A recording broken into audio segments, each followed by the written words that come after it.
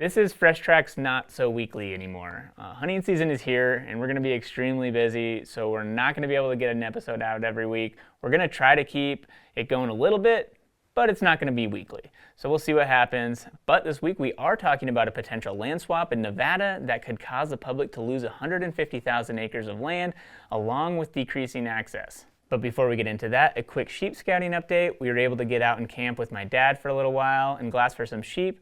Unfortunately, we did not find any sheep. We found some mountain goats and had a great time, but no sheep. And then I went out again last weekend with a buddy and we rode horses in and got skunked again. So it's been a little tough. I got one more weekend of sheep scouting and hopefully we can turn some rams back up. We will see. All right, we got to go check in with Michael and see what he's been up to the last couple of weeks. What's up, boys? Fishing Corner. Let's go. End of August here. We got one more week of August, actually, but it's been a few weeks, and I want to say 2 weekends ago, we did a little cutthroat fishing, and then that following week, I went on a pronghorn hunt, which you guys will see at some point. It was medium. It was tough. It was archery pronghorn hunting for you. Kind of classic Montana, for at least my case. I see guys killing them all the time, and I just kind of ask myself, like, what am I doing? I think I just don't try hard enough. But we went out. We filmed that. We had a good time, me and Jace. Came back and did some more fishing on one of my favorite rivers out here. It was kind of hilarious because there's a massive trico hatch, which is like a very small mayfly, and we wound up getting them on streamers all day. It's so too light. Dude, what a toad. Nice work on the 4-weight. Eat it. Eat it.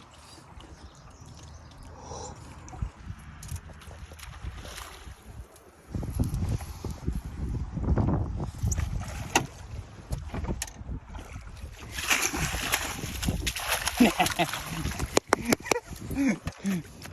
the shoulders on that thing. Yeah, nice work. So it's been pretty fun. I'm on day, I think it's 127 today. Got some plans to do some fishing this weekend. And hey, thanks for having me back in the fishing corner, Marcus. It's Mike P. I'm signing off. Back to you, brother. Right on. Well, I have just a few news stories for this week. The U.S. Fish Wildlife Service just announced that Alexander Archipelago wolf was not warranted for listing under the Endangered Species Act. The Alexander Archipelago wolf is a subspecies that occupies southeast Alaska and coastal British Columbia. Advocacy groups had previously petitioned to list the subspecies, and the Fish Wildlife Service initially published a 90-day finding that said the listing may be warranted. When this happens, a lot more effort and resources going into trying to assess the true status of the species by using the best available science and communicating with Alaska Indigenous peoples. So after this entire process, the Fish Wildlife Service found that the wolf is not endangered throughout its range, nor is it likely to become so in the foreseeable future. This should be a win for everyone. The fact that after extensive review, the wolf population was found to be in good condition and doesn't need protections is good for the wolves, it's good for the people who care about wolves, it's good for wolf hunters, and it's good for those who worry about the red tape and regulations that come along with an ESA listing. Speaking of wolves, California Department of Fish and Wildlife recently confirmed that there is a new wolf pack in the state more than 200 miles from the nearest known pack that resides in the northeast corner of the state. CDFW officials investigated a reported sighting where they found wolf tracks and collected scat and hair samples for genetic testing. Once they tested those, they confirmed that there were at least 5 individuals that had not been previously detected, although they were found to be descendants of known individuals. It was noted in this press release that California wolves are protected under California's Endangered Species Act along with the Federal Endangered Species Act. So this is another step in the expansion of gray wolves into the lower 48, and I'm sure it will add fuel to the fire of people getting fired up for various reasons. The Rocky Mountain Elk Foundation just released a list of grant funding in Oregon to benefit elk, blacktail, mule deer, along with other wildlife and improving hunting opportunity. All in all, between RMEF and their partners, they're allocating $2.3 million to various projects in the state. Grant funds will be used for things like habitat work, which includes spraying weeds, prescribed burns, removing trees encroaching on shrublands, aerial seeding, removing old woven wire fence and replacing it with wildlife-friendly fencing. There will also be a bunch of funding provided to multiple research projects, such as assessing the feasibility of a wildlife crossing structure over a highway, as well as studying Roosevelt cow and calf elk movements. More funding will be provided to various 4-H shooting programs, trap shooting clubs, and hunting and shooting nonprofits. If you go to the RMEF's website, you can see the full press release that has a lot more detail on all these projects and where they're going to occur. In Utah, 3 domestic dogs were recently killed by a mountain goat at a popular recreation area. Mount Timpanogos has a healthy population of mountain goats, along with being a heavily trafficked area by hikers and backpackers. Mountain goats' attacks on pets and humans are extremely rare, yet the death of these 3 dogs occurred in the same area in the last 3 weeks. The most recent incident involved a dog that was harassing a nanny goat and kid. The goat then pushed the dog off a cliff, killing it. The other 2 incidents involved a dog either being gored or being pushed off a cliff as well. At least one other incident was also reported of a goat goring a dog, and that dog survived. Honestly, it's pretty hard to feel bad for the dogs if the dogs were harassing the goats. Good on the goats for fighting back, in my opinion. Not an exhaustive list of news this week, but with that, we are going to jump into the deeper dive, talking about the potential land swap in Nevada. Happy late August, Marcus. I know, hunting season is here. I know. Michael is already out antelope hunting. Jace is out antelope hunting right now. Yeah, and what are we doing? We're sitting in the office. Yeah, but getting ready for some pretty big trips, so Yeah, I'm pretty so excited. Hopefully the audience doesn't expect you to keep doing this Fresh Tracks Weekly like this for the rest of the year, because you're going to be gone. Yeah, but we might try to keep it going. It's just not going to look the same. So we'll see. Blake is kind of taking it by the horns, and he wants to keep it going. So we'll see what we can do. We might be able to send some from the field updates, what we got going on, and hopefully if something important pops up, we can touch on it. Yeah, it'll be filmed from inside a tent or up on a mountain. The audio will suck. The lighting will be subpar, but people know what we're up to and what issues are important. Right. If we can keep it going. So Blake is the guy who's going to be in charge of that. Yeah. Don't come here to the office and interrupt Blake, or he won't get it done in time. So yeah, we got a lot of adventures. So that's because you're heading to hunt elk while Kara and I are heading to hunt moose. Yeah. So we're gonna have some concurrent hunts going on. Yeah, I suspect you're going to shoot more moose than I'm going to shoot elk. But I'll make up for it with grouse, maybe. Well, I won't. I don't even have a tag, so I'm just filming, which I'm pretty excited about. Okay. Well, don't be upset when a third moose is standing there. Yeah, just the logistics. That's a lot of meat. Yeah. But anyway, Kara and Rocky have tags. Yes. Yeah. So we could potentially get 2 moose. So, and I'll be filming. Cool. It'll be a good time. Well, let's talk Nevada. I was supposed to be in Nevada last week, but Delta Airlines canceled my flight, so one of my big nonprofit volunteer things got canceled. Yeah, and I didn't make it there. Yeah, but you still got to do some virtual attendance, right? Yeah, I did it. Yeah, I did it virtually. That's good. This is my first week I've been in Montana for a Saturday, Sunday, a whole week, and then another Saturday and Sunday. Wow. But I am doing another thing over Posowitz's memorial thing for the fishing access site. I got to do that on Saturday. But at least I'm still in the boundaries of Montana for a 9-day period. Right. Yeah, you're a busy guy. Yeah. But anyhow, Nevada. Yeah. That's kind of a topic we wanted to bring up today, right? Yeah, we're starting to hear more rumblings, and you've been hearing them for a while, it sounds like, but now it's starting to hit a few news articles and social media, but big land swap, rumors of the big land swap. Nothing's official yet, from what I understand, right? It's still in the works, right, as they say. So there's a ranch. This is mostly happening up in Elko County, northeast Nevada, that is really, really good elk hunting, deer hunting, pronghorn hunting, sage grouse. I mean, it's some of the best stuff Nevada has to offer. And we hear about the checkerboard of Wyoming along Interstate 80. Well, when you get to Nevada in Interstate 80, yes, the checkerboard continues. Gotcha. North and south of the interstate. So there's a ranch called the Wine Cup Gamble Ranch, one of the legacy ranches in Nevada. Right. The owner has hired a consulting firm out of Colorado to propose a land exchange. Yeah. And this The reason that this is important in my mind is this is like the classic example of how these happen and how they unfold. So someone listening might say, well, this is a Nevada thing. It doesn't affect me in New Mexico, or it doesn't affect me in, whatever state it might be. Like, well, this one has all the same flags waving, saying, watch out, watch out. So that's why I thought even though it's not a final proposal, it's been floated out there. The methodologies, the whole way of doing it is just classic. Well, and it is federal land that's at stake. So, Right. I mean, No matter where you live. Yeah, no matter where you live, you can come and enjoy that federal land right now. Yeah. And this is a massive scale, because the ranch that you mentioned, the Wine Cup Gamble, is it's like around 1 million acres, I believe. I can't remember if it was under or over, but around 1 million acres of land. Yeah. Of deeded, that's the deeded portion of it. And Yeah. then they have the BLM allotment as well, which is what. I've not looked into just how big the Wine Cup Gamble is, but it's big. Yeah. It's great big. And so one of the classic parts of this is usually a land exchange is initiated by someone who has an idea of what's helpful to them, right? Well, they'll say, and in their proposals it says, well, it's a bit more efficient management. Right. Well, Okay. land swaps, I mean, they can be good for everyone, right? In theory. Yeah, Like there's been examples where Yep. everyone wins, I guess. Right. Well, some people are going to Right. complain about something, but like Right. in the There's scheme of huge things. net public benefit in some land swaps, and there have been some that's been a huge net public loss. Yeah. And so the idea is, let's make sure we end up with a huge net benefit, or we just don't do it. Right.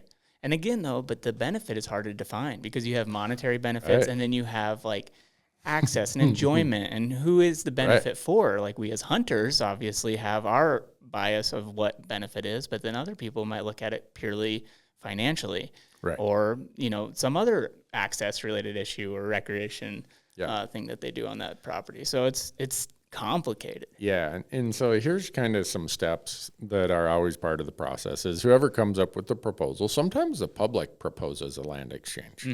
And most often it's a private party. They come up with a proposal. They meet with what's usually called key stakeholders, or that's what Right. they'd like to call it. And what they're doing there is they're meeting with, say, a Department of Wildlife or the BLM or some local grazing association or some other group, and say, we want to float this by you. And then the way they word things is kind of like, oh, we got their endorsement. We didn't hear any drop it dead, this is a hot potato. We didn't hear any of that. So they must be kind of okay with it. So it's kind of a part of the marketing sales pitch. Let's go meet with the biggest key stakeholders we can. And we'll imply that they're not, at least at this point, they're not putting up any protest. And then they work on that, and then they put out an actual proposal for consideration and discussion. Right. And then they say they tweak and negotiate, and then they take it to Congress. It actually takes an act of Congress. And there's all these guidelines. Okay, it's got to balance out in terms of dollars and value and blah, blah, blah. And then it goes to Congress. And if it's going to go through, it's got to go through Congress. And right now, nothing ever goes through Congress as its own standalone bill, like some of these really good land exchanges did. Gotcha. There's a budget bill, there's a defense bill, a transportation bill, a farm bill that has to pass or the government's going to shut down. And it gets added as a rider onto that bill. Yeah, as Gotcha. an amendment to Or that. amendment, yeah. And so that's Well, weren't you saying that like it's a pretty small acreage? Like there's a couple exceptions, right? Where if it's small Right. enough, you Yeah, can do these land swaps, but it's not that much land, right? Weren't you saying it's only a handful of acres, and if it's over that, then it's a congressional act. exactly. The The Forest Service and BLM can do these. They call them small tracts act. Okay. It's like 3 acres or 2 acres. They can do that. You start getting much in acreage, it's got to go through Congress. Right. It has to be an act of Congress. So that's why usually the proponent who is submitting this goes and hires firms that specialize in it. They're really good at it. They got the people who they know where the game gets played. They know how it happens. And so some things that make the glossy sales pitch seem good, but when you look behind the veneer, it's not that good. So one is what you're talking about. You try to balance out the acres, right? So in this one right now, the public would be giving up 150,000 acres, and the private party would be getting an extra 150,000. Now they say they'll balance that with a third party. Yeah. So and a lot of this is kind of rumors. It sounds like some people got their hands on a preliminary presentation. So it was the idea is 85,000 acres of private deeded ground would be traded for 235,000 acres of public BLM. Right. A net loss of 150,000. Exactly. Yeah. Right. So when you do all of that, it nets out where it's like, where's the 150,000 difference in acreage? Well, the other side can say, well, we're giving you acres that are way more valuable.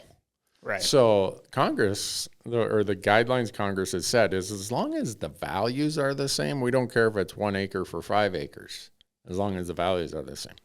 Well, then you got to go and look at how do these valuations get done? A lot of times the appraisals don't take into account the wildlife values.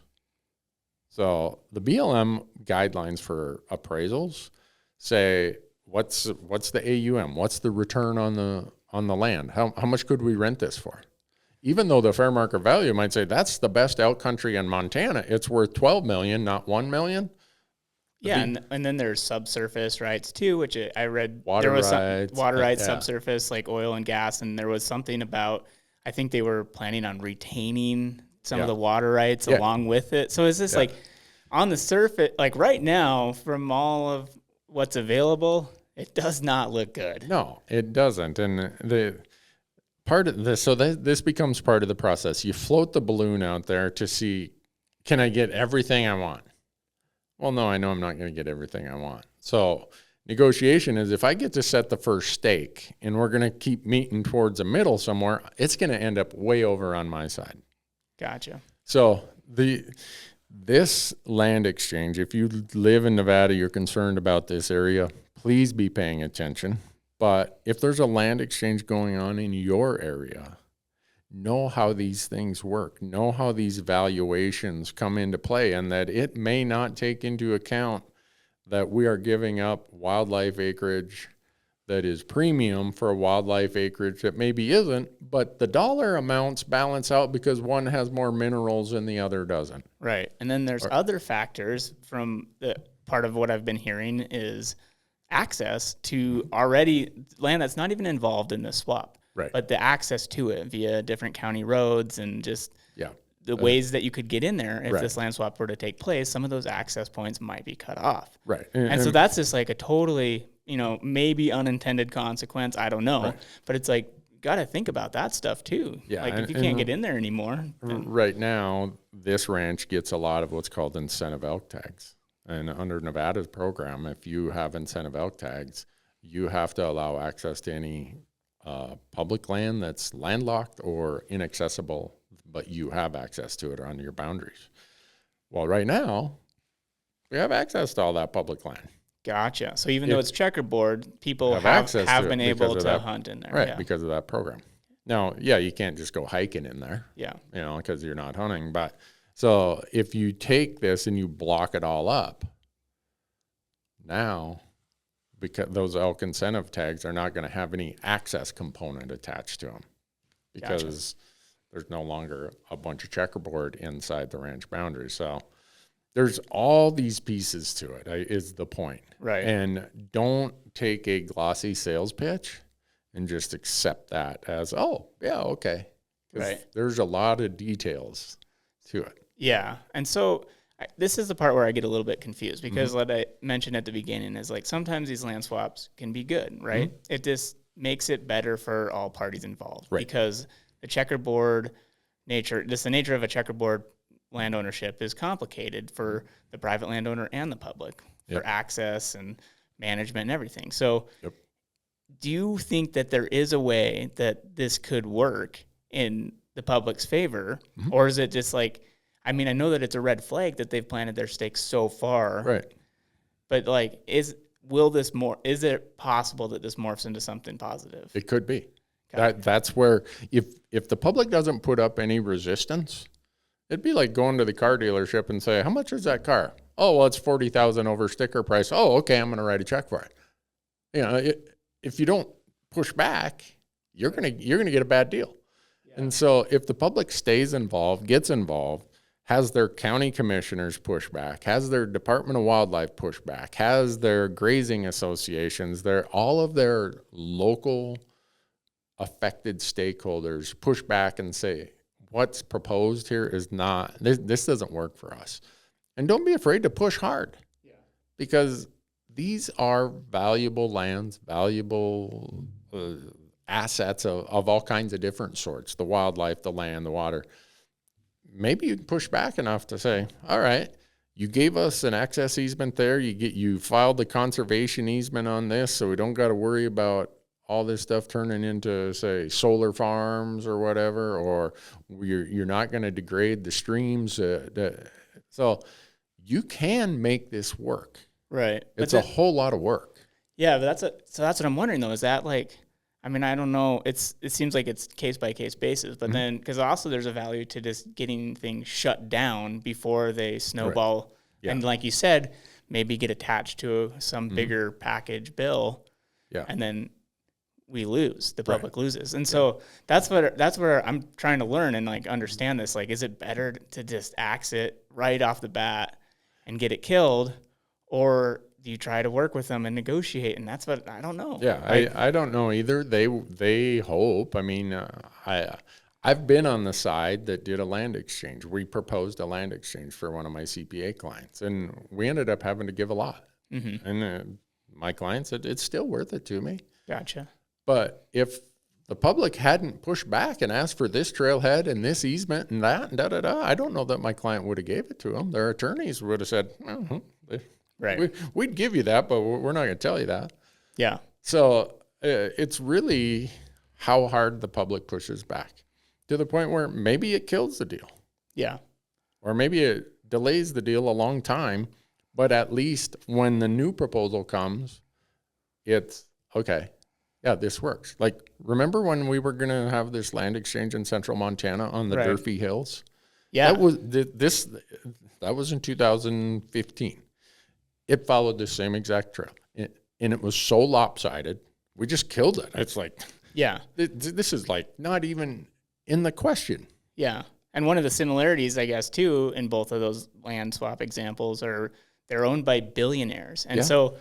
I mean, I don't want to paint with a broad brush, but a lot of those people didn't get to where they are by playing nicely and, like, you know, and giving a good deal. Yeah, like, you know, so I don't know, but that's like something to think about. That is something you have to think about is why would someone come forward with this? They didn't come forward to say, boy, we'd really like the folks of Elko County and the U.S. taxpayer, the landowners of this area to get just, we're just so altruistic today. Damn, we got to do this for them. Well, they might try to, you know, portray that though. Well, yeah, that's it. And there are some good people who come forward with land exchanges with their motives are transparent and it is good. And some of those go through. But if you get too far down the path and it builds too much momentum, and the BLM is like, well, we haven't heard anything negative, or your Department of Wildlife is like, well, we haven't heard much resistance, or your county commissioners are like, well, you know, they took us out golfing the other day. Boy, that was a hell of a deal.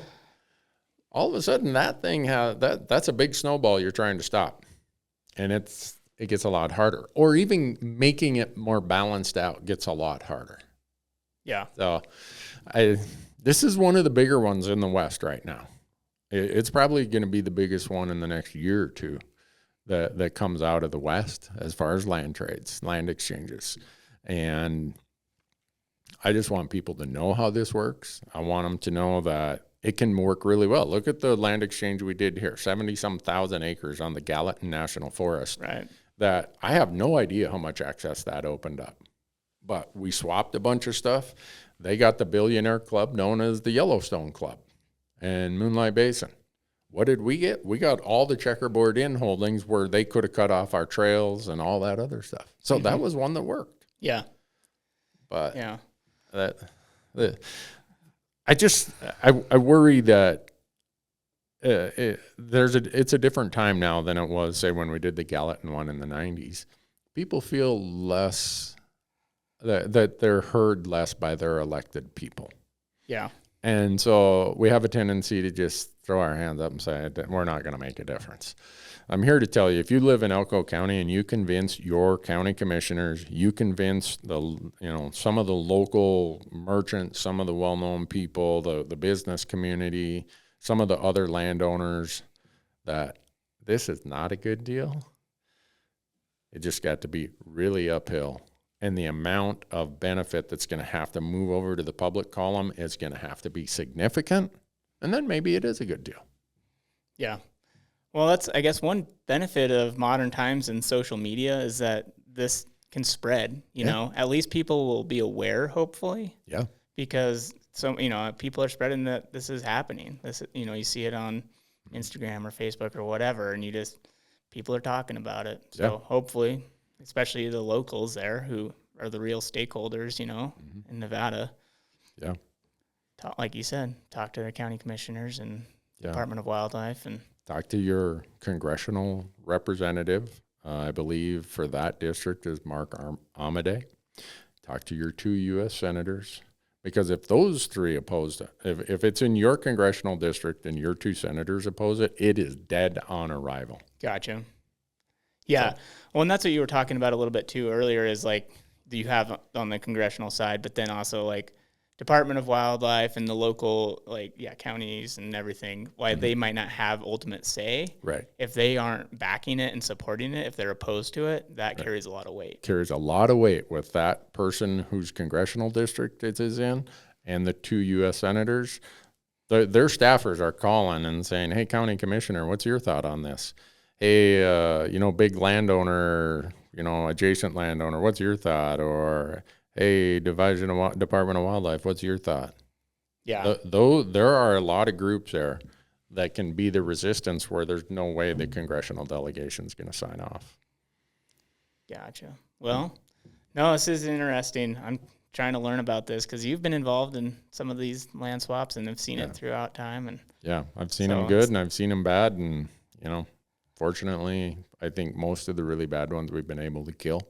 Yeah. And there's been some good ones that died on the vine too, and that was unfortunate. But gotcha. Right, just point being, show up, be informed, and make sure if this is in your backyard that you're getting the best deal you can, or just kill it. If it's not a good deal for you, we're just fine.